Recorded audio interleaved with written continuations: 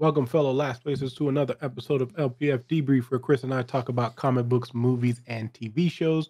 And on today's episode, we are going to be talking about episode 8 of The Last of Us. One more till the finale, and then we get to cry and wait probably like a year and a half until we get the next the next season, which is going to be a whole another thing. But let's get these wrapped up. Let's go ahead and talk about episode 8.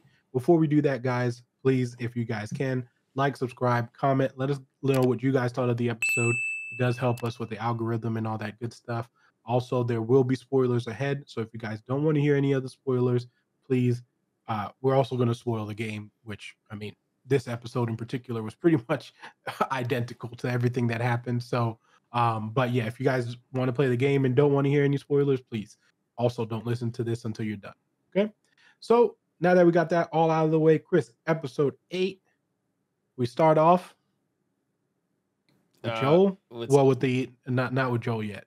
With that's where we start with that preaching. The prayer. Yeah, the prayer. Yeah, the prayer. We're starting with the prayer of the episode. Yeah. And you're just like, okay, something's not right with this guy. Yeah, you can already feel it. And it's one of those things where you see the banner and everything like that. And it's kind of funny that the first thought you have of, like, if there's religion, like, say the world ends and people are still preaching religion and everything like that, and it's years and nothing's gotten better, that it's most likely a cult. Like, it's not nobody. It's got to be, right? I'm like, because I'm sitting there, I'm like, God does not exist in that world, man.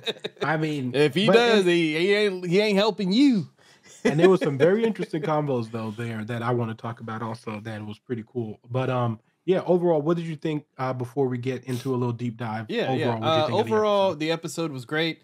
Troy Baker, I wanted a little bit more, but I mean, even he said he was surprised. Yeah, he thought he was going to be a clicker. Yeah, he was like, I just thought I was going to be a zombie or something like that, and going that way. And I'm glad they used him. This one was another one that felt like the game. I haven't felt this close to the game since the first episode, like them going through the train or like crawling through the little underneath. I mean, you know what I mean? Yeah. Like actually playing, like feel like I'm playing. Henry and Sam with the sniping, I felt like I was. Henry and Sam with the sniping also, yes. But this one for sure, like the whole snow part. I saw on Twitter a lot of people talking about the bunny. How there was like a hashtag redemption for the bunny. Yeah. So, which I thought was hilarious because that streamer, I don't know her name, but she went viral for oh my gosh, it's so cute, and then and she starts crying on stream. She's like, it's the best. It's the best video. But yeah, this one seems like it got a lot of traction. This one seems like everybody remembers this section of the game. I will admit, a lot of the show, I'm like, man, I remember some beats from the game, and then something hits, and I'm like, okay, this I remember specifically, and then I keep going. No. So, because the first game I played so long ago. Yeah, 23rd. That's why I was saying, even like for last week's episode, like I played like Last of Us as it came out. Yeah. Like, you know what I mean? Like it was out and I had it, and like I was already addicted to it. So like when and I haven't played it back again since I also started this whole, like, if you guys listening to the regular show, I usually I'm trying not to play anything that I've already played. So I was just like, I'm not playing any of those, like the remasters or anything like that. So I remember it like very strongly when things happen. Like, you know what I mean? Like when things are happening, I'm like, oh yes, this is what happened. Like, and then obviously, like you said, you remember those major plot points. Like that the ending of this episode was a major boss fight also. And it's a very memorable one because the fight itself is really cool. Yeah. We'll get into that when we get there. But like that's why this episode and these characters are very resonant, especially because of all the stuff you find out about these characters. Yeah, so I was waiting because I thought I was confused on where I was because this episode I thought was supposed to be episode 7. Episode 7, I thought, I'm like, oh, well, no, episode 7 was the filler. So technically I was right. I was like, okay, Ellie's going to separate from Joel, but at the same time, it was like one of those things. So that was the next moment I was waiting for after the Henry and Sam part. I was like, they separate. I know it's snow. I see snow. Okay, when is this happening? But overall, it was a fun episode, man. It gave me the creeper vibes. That one dude that played the pastor, whatever his name is, did a great job. Well, even in the post interview, he was still back in that place because he was like, oh, I think he thinks he's he's explaining his character as the character. And I'm like, somebody needs to check this man. Well, because they do the interview while they're on set. So exactly. He just came off as, but that's what I'm saying. That's just like, I was still oh man, creeped out by him just watching it. I would totally understand if they're still in character after those. So, but like you said, for me, it was this was probably, I mean, I wouldn't say this was one of their most like one-to-ones, if I want to say, like, you know what I mean? Because like, I would say the last episode 7 was pretty much one-to-one, especially because I looked back at a video and was just like, a lot of that stuff happened, especially with the pictures and the side-by-sides. I'm like, this is pretty one-to-one. Episode 1 was kind of one-to-one. So like, this was, I think, this was one of those episodes where he didn't change much. Like, he just added like a few more lines and stuff, but most of the episode happened the same way it did in the game. So we see those moments where, Ellie does go by herself. One of the differences was in this, and we pointed this out too, that Joel, like, it's the bow and arrow that she learns in the game, opposed to here where she learns how to use the sniper rifle, essentially. So it was like minute differences, which that's cool. Like, that's not a problem. But I would have liked to seen her use the bow and arrow, just because like some of the scenes when she uses the bow and arrows, like especially later on, is like really cool. So, but and I just think archery is dope. So, but like, it's a little bit of different at this. So you're like, when we knew this was happening at some point, because like this is a major part they weren't gonna not put into this show. So I'm pretty sure we know what's gonna happen next episode. We're gonna get to that point, but a lot of the stuff that I liked in this episode, I mean, I think Bella really, really, really got to show off her acting chops in this. Like, she really got to show, like, going from like, because she goes through all the emotions. Like, and one of the best scenes that you notice that in is when, like, she's, first of all, you see how much she cares about Joel, right? After he, she's just like, I need Joel to get up. Like, she even leaves her like a little bit of food just in case he wakes up. Like, you know what I mean? All those little things before she goes out and then tries to go find the animal that she's looking for, right? So but you could see all of those little nuances of her like really caring for Joel. And then the scene when, she actually listens to Joel's advice about shooting and actually gets the shot. This was also one-to-one like the game. You shoot him in the game and then it bleeds, and then you're just like, oh, I'm going to follow this trail. And then of course that's where you meet David and was it John or James? I have it. James. Yeah, it's James. Where you meet David and James, where it's kind of like, okay, like these people were following him, and the conversation is pretty much the same, right? But you could also see the foreshadowing of the character, right? Because if you notice, when he goes, we're from a large group, and then he's like, women, children, like he didn't, you know what I mean? He just kind of already started the vibe of like, why didn't you say like all the people that are there? Like, you know what I mean? Like, why didn't you introduce also like the men? Like, that there's obviously you could see James, but that doesn't, you know what I mean? He like purposely kind of leaves out the dialogue a little bit. So like, I get why he says women and children to make Ellie more comfortable, but when you know what's going to transpire, it makes sense why he would say them first, right? So it was pretty, like, the conversation was pretty dope. The whole thing where they're just talking, like, she's like, the medicine scene, right? Which is where she goes through that, like, you know what I mean, where he's like, oh, we could trade you, like, and then she's like, medicine, like, you know what I mean, and she says it with she's no longer a hard ass, like, you know what I mean, she said it with a very concerning voice.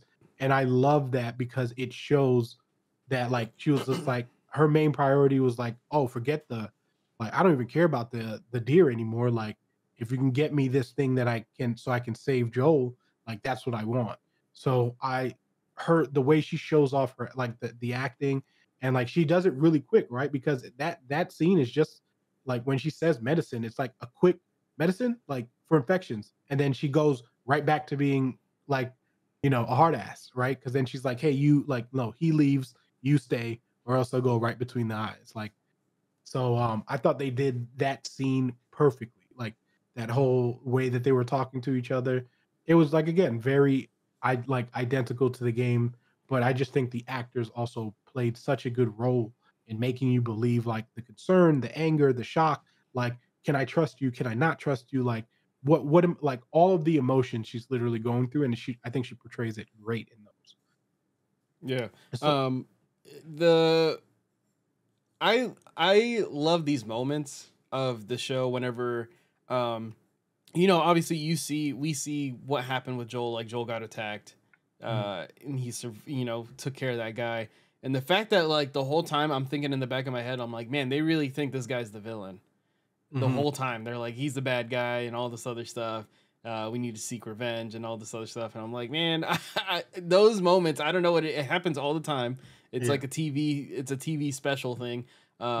Where it's just like, bro, if you guys were there, I feel like, you know what I mean? I get if that you sense. knew, you knew. Yeah, exactly. Like, you would know like what we went through. So for me, it it seems like, what I mean, it makes a lot of sense. Like the way that the conversation they have that conversation where they're just, sitting with each other, kind of thing, and then saying that, hey, I noticed that, like, things are meant to be. Like, I don't believe in coincidence. Like when things are supposed to happen. And then they mention the little girl who was in the beginning of the episode. Her father is the one that um Ellie and Joel killed. Well, Joe did, but like, you know what I mean? And it kind of harps back to that, where it's really cool because it's like, damn, that is kind of weird. Like, imagine, like, throughout all the places, like, imagine how far ago when like they killed him, right? Like Yep. in that, like, it was a while ago. So like for them to be now, almost cross country, and they're like, oh yeah, like you coincidentally meet, and it makes sense because there's not that many people left, right? So like even though it was miles apart, you just it could have happened because there's not enough people on like there. So, but it happening and showing that kind of like little like divine kind of thing was cool because it buffs his character, right? Like it makes him feel, you believe the religiousness a little bit more, right? Like it makes it more of a believable thing when he's like, oh, and then he tells James to put the gun down, which we know was played by Troy Baker. But he's doing his thing, and then basically Ellie's like, "Did you get like medicine?" And then like, it's thrown off, and then Ellie just takes off, doesn't care about the elk or anything like that. So her main concern again was Joel, right? Like, let me make sure I'm not being followed, so then I can go to the spot. She ends up, of course, not knowing how to put in this thing, and she kind of just puts it straight into which I don't know if that's what you're supposed to do. I don't know. I don't think so. Not I into don't the feel like wound. it, but hey, Yeah. you know what? We find out that, in this world, that's how you do it. So, but medical experts can let us know if where you're supposed to do that. But basically, she does that. She's able to give him the medicine, and then she like lays on him, like, what I mean, like just like comforting dad, right? Like Yeah. it's one of those things where it's just like, oh, like I'm comfortable with this person, and like I haven't had like, a dad figure, and now I kind of have one, right? So you can see again all that relationship building that they did take place little and little, even though Joel's not even speaking, right? Like it's just cool to how this show has shown how both of them care for each other, even in the moments where they're not even actually like having conversation with each other. So I think that's really cool, how they did that. And then we get the wake up, and then she has to give the horse water and all that stuff. And of course, James and David are going to find a new thing to find out where they are at. And before all that takes place, we see that David comes with the deer, and is basically like, the whole room is silent, and because James kind of already was like, hey, by the way, like, you know what I mean? He probably talked to them and heard these rumors of like, because remember, James was kind of already like, he seemed not, very adamant about like he, he's like we got to get rid of all of them. Like don't save he, anybody. Like we should just well, kill he them was all. just saying, yeah, let's let them die Yeah. because at this, because he's concerned with the amount of people, like, and that's one of those things where, you know, it is like that Thanos theory, right? Mm-hmm. Like, where it's like, if we get rid of half these people, we'll have to do half the work. Like, we'll have to only finance half as much. But how low can you bring that number, right? Like, what, because are you going to do that for every situation? Like, you know what I mean? You can't keep tailing people on, but also, like, you know, are you trying to rebuild civilization? What are you trying to do? Yeah. Like, you know what I mean? So that whole conversation was a really interesting one to me. And the way that they were kind of like having that back and forth where it's like, what do you like? So he goes off, he tells everyone pretty much like, hey, this dude is like saving people and like, you know, even though you bring in this thing, a little girl then like, you know, he was like, I promise we'll bring him to justice. And this part, I was like, bruh, because I don't know. I don't remember if that happened in the game. Don't But remember. I know that I thought that like I was shocked because like it's just one of those things where like you know about it, right? Yeah, And yeah. it's one of those sad things like that our brain just doesn't do because like you know we're not aware of that like things like that happen, right? Like because it's not in front of us, and that happens to a lot of people, right? Like it's not just like, but it where things are right. So like the whole fact that there's legit people who do shit like that, like you know what I mean. And he slapped the like when I mean the taste, it was gone. Like I don't know, like it was gone because the way that he slapped her, I was just like, bro, it looked so real too, right? Like the slap was at the perfect spot. Like it was crazy. And I literally was like, oh, like, you know what I mean? Like I literally reacted to it.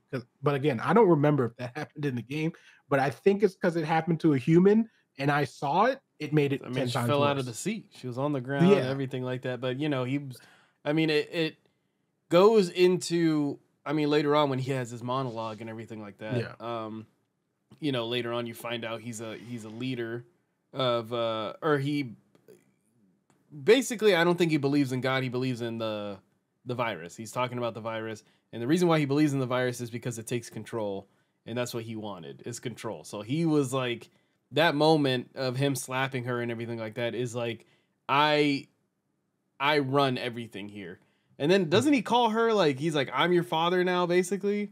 Yeah, he basically does he was like he was like you're saying that you won't be with the father like That you don't have remember a I told you father or won't something be like fatherless yeah. or something like that, but like you'll always have a father like And you shouldn't and then he interrupt sits at him. their And I was table like, what the hell? like yeah, and he sits at their table like I don't know, bro. It couldn't been me. I don't care who you are because at the end of the day, like, and it's one of those things where like I completely understand. Mm-hmm. Like, you know what I mean? Like, I understand why all of them would be scared to overthrow him, right?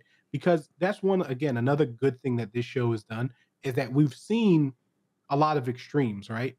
So you've seen what happens when Fedra when an EZ got taken over by civilians, Mm-hmm. right? You've Yeah. seen how Kansas City was. So you've seen the extremes, but you've also seen like how some people can live a perfect life, right? Like essentially with Bill, right? Where he's living the life he wanted, like even throughout the because they lived for a really long time. You know what I mean? So you see that extreme, like of people being able to live within the thing, and then you see something like this where it's like, oh, at first glance, this is a beautiful environment. Like there's people, there's kids thriving, but I mean, you know, kids thriving, but they have this leader that's terrible, right? And then you also saw where Tommy is, right? And how Tommy's place is well organized, well thing, like everything is thriving, like they're getting food and all that stuff. So it's just nice to see that we've gotten so many different interpretations of the world going through Ellie and Joel's eyes. I thought they did a really good job at portraying that. So, yeah, but he believes he's a leader, and then they come back. They're going to look for Ellie, and he wants to bring Ellie alive. Not shocking, but he, you know, what I mean, kind of goes back to what we were saying. But he wants to bring Ellie alive, and he's like, if you want to do whatever you want to do to the other dude, that's on you. Like, you know what I mean? But we're going to make sure that Ellie stays alive.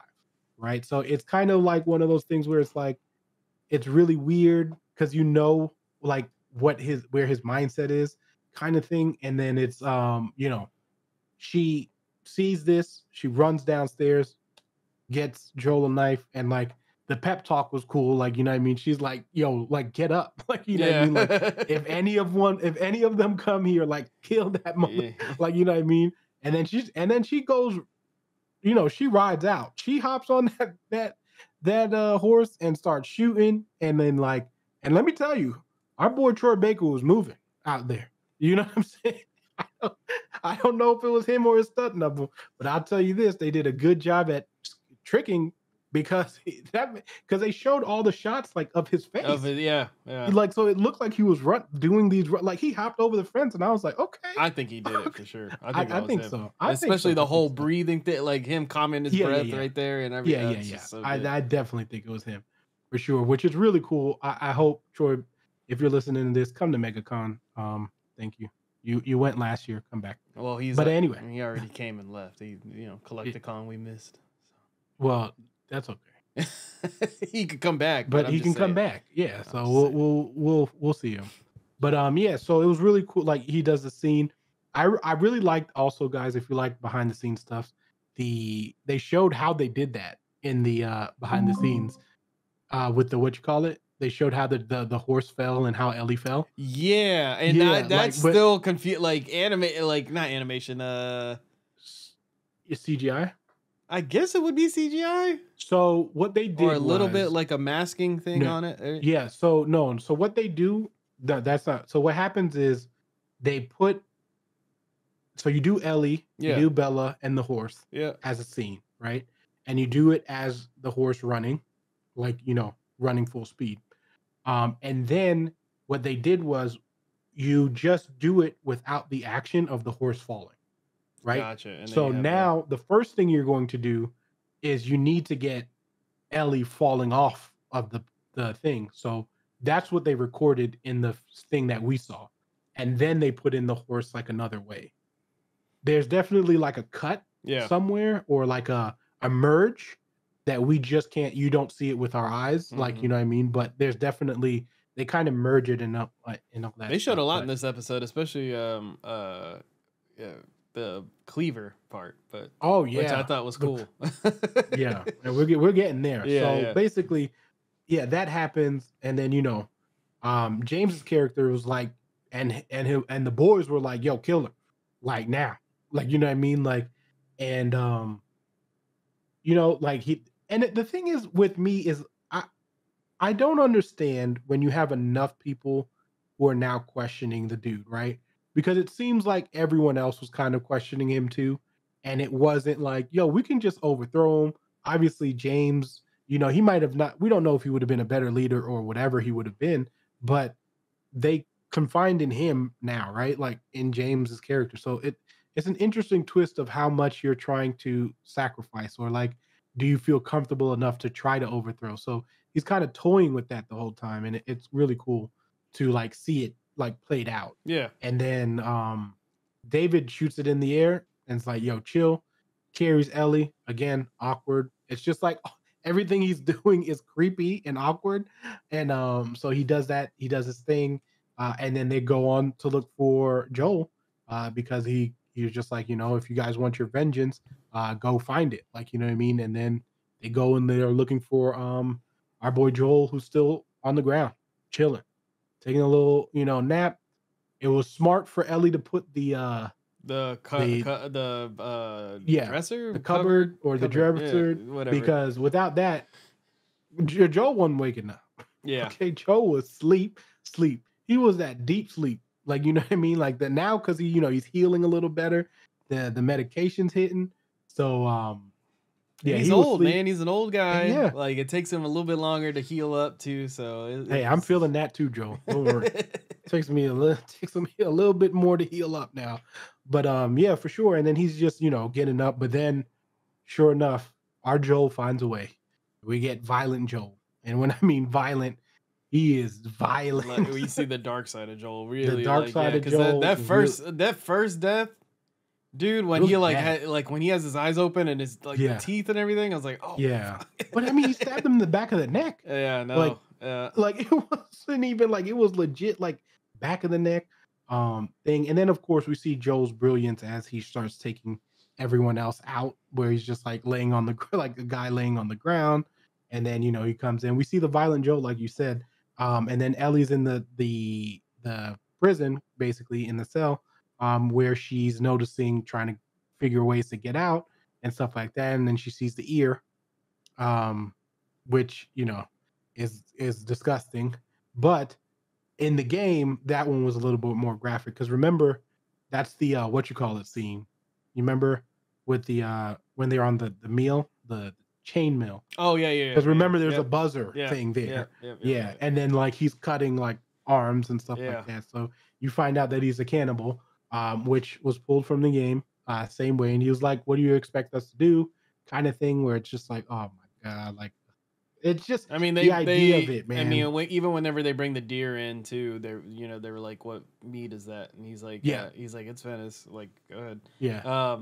So you know everybody's guilt. I think everybody's like following the guy, like the what's his name? Well, yeah. The leader was able to convince people, like, David, hey, we have to, David, we have to survive. So this is what we do. we have to find a way to survive. We got to use what we have. Like, there's nothing we can do about this. Like, it's either we do this or we starve, right? And then so, that was a good point with trees. When he asked, he asked what meat is this? But I mean, also you're in the winter, like it's frozen, and I can't imagine how many. I think the adults know, but the kids don't. Yeah.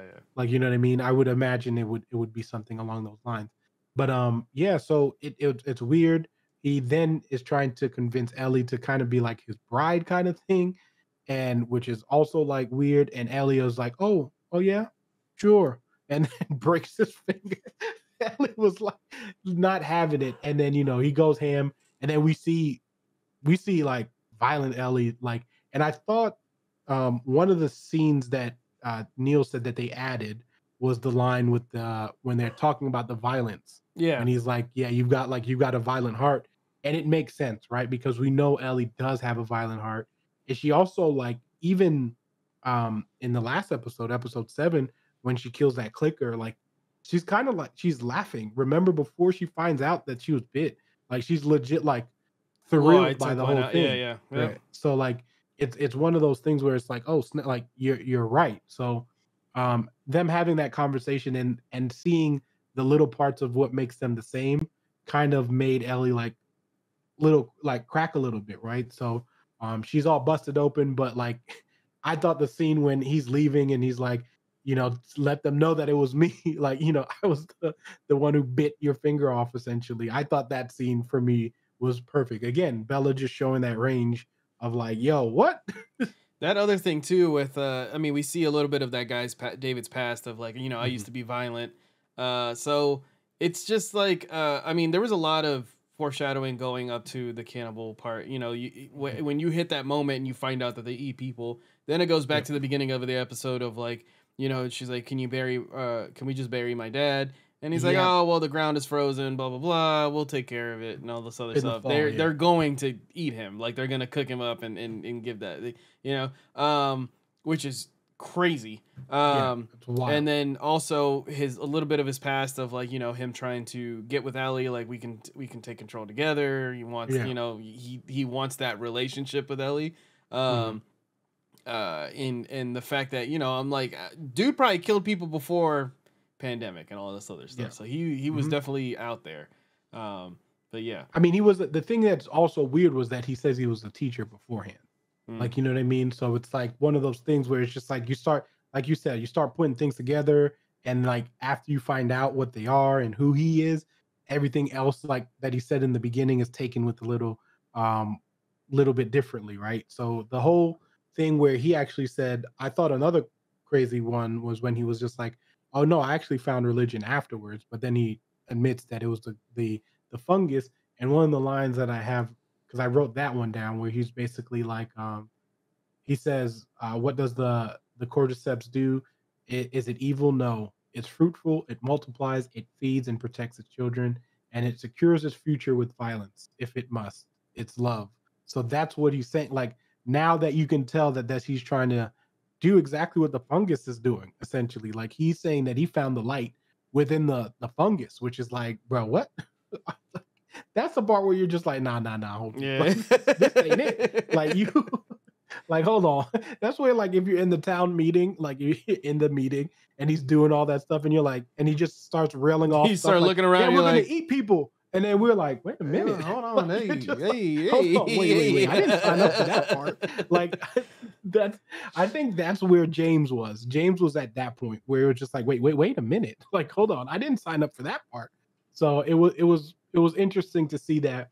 And then they do the scene where Ellie's on that table, and they pretty much mimic the game minus the thing. Ellie does the whole I'm infected thing, and now you're infected because Ellie's just showing off her smarts, right? Like that was such a smart thing to think about in the moment. In the moment, yeah. Like biting him, then showing the cut and all that stuff. But we know that it kind of also reveals that he might know that he's immune, and we find out later that that happens after Ellie just gives our boy Troy a knife to the throat, just a cleaver to the throat. But played off perfect, great death, Troy Baker. You played it off, and then we get to basically our video game scene of the fire starting, um, the final boss battle, and like you were saying, this felt so much like the game because of the way she's crawling around, right? Because the game is a lot of crawling because we're not trying to make noise. But this boss battle was memorable because it's one of those boss battles where you don't fight straight up. You're literally like hiding. Like, most of the other boss battles you were doing it was, a bloater or something like that chasing you, and then they knew where you are, but it's not like a human. So it's actually foreshadows for later on, which makes like a lot of sense too. But so it's Ellie getting away, trying to figure out some space. I think what they did really well too was Neil was talking about how they didn't want Ellie to get saved by Joel in this moment, because after the moment where Ellie finally catches them and goes ham, she kind of snaps. Well, not kind of, she literally snaps. And it's just like, that's the moment where she's like, we're seeing another Ellie now, right? Like, and then if you just after that part, you're going to see a different character, right? And how things are and how she feels about herself. But like, that's when she gets that snap moment. And then we see Joel see her afterwards, which obviously, I don't know if y'all listen, I cried. But once he says baby girl, I was like, well, I'm done. Yeah. I was like, because like, again, it shows off that little subtle things, right? Like he hasn't said that. They planted that since episode 1. Like where he calls Sarah baby girl, you kind of forget, like you don't remember it. Ellie's going through this emotional trauma, and then he says it again, and then like it kind of also, like, her looking into his eyes calmed her, right? So like that father figure is there, and of course they did this perfectly because of what's going to happen in the next episode. But like that bond is 100% there, and you can see the father daughter connection that has now been made, right? Like it's there now, and that was kind of like the seal, like the fact that he's didn't say, wasn't angry at her anymore, or like talking to her in a thing. He was literally like in this caring, where is she? Like, I'm willing to find, like, everyone can die for me to go find this person. And I thought the baby girl scene just basically just like, that was like, okay, like that's it. Joel's got a new daughter. Like, you know what I mean? Like that's how he feels, right? Like, so it was, seeing that was pretty epic. Yeah, man. It was a very strong scene. The stabbing montage part of it is like, it was brutal. Yeah, it was bad. You could hear him grunting and stuff like that, and it's just like, oh man, this is a lot. Yeah. But she's just snapping too. Yeah. Like it's not even, it's like uncontrolled anger. Like she's just so angry. Especially because of the situation, right? Like all the things that could have happened, like that could have ended up so much worse for her, right? Like she could have been chopped into little pieces, like who knows? Like, so but again, that snap that she did, to like finalize. Like that's why I was saying where Bella was just doing so good is because like that happens, right? She does that, and then it's like then she snaps out of it, right? Because of Joel.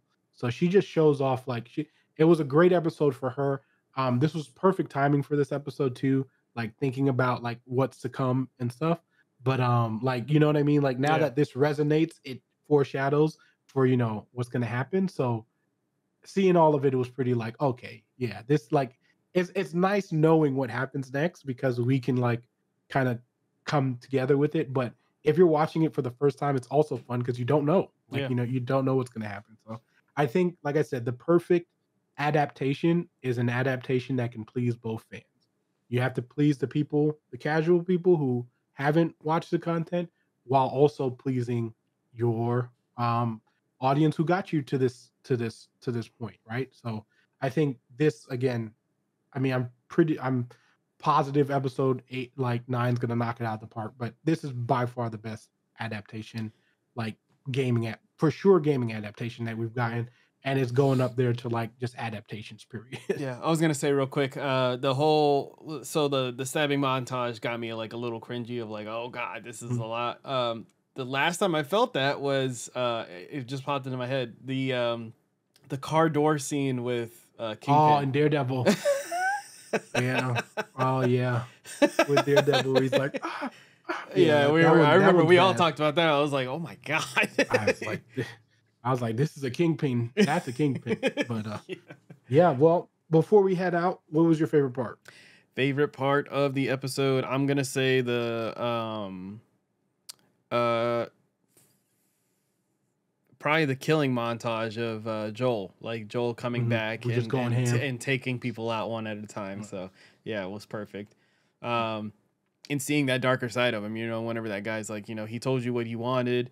Yeah. And he's like, I'm not telling you anything. He's like, that's fine. I believe him. Yeah. And then he beats him to death. So yeah.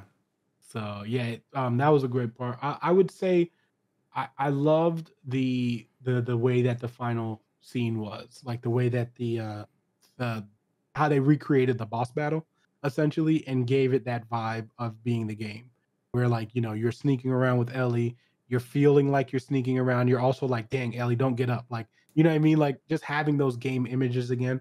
Like I said, I just love it just because it gives you that moment where you feel like you're playing. So yeah, you can definitely experience it if you've played it. You'll know like how that feels, and it's cool. Even if you watched it, like you'll know, like watch someone else play it, you would know how that felt like when you were in that moment. And I think it's cool to see it reenacted. That was my favorite part. But that's going to wrap it up for us today, guys. We were going to drop this video for you guys, and the audio version is going to be wherever you get your podcast. Also, we'll have Mandalorian again for you sometime this week. So please be on the lookout. If you guys don't have the notification bell on, turn it on so you guys can get our, updates whenever we do them. And again, like, subscribe, do all that good stuff. Let us know what you guys thought of the episode so we can interact with you guys. All right. But until next time, Fire Team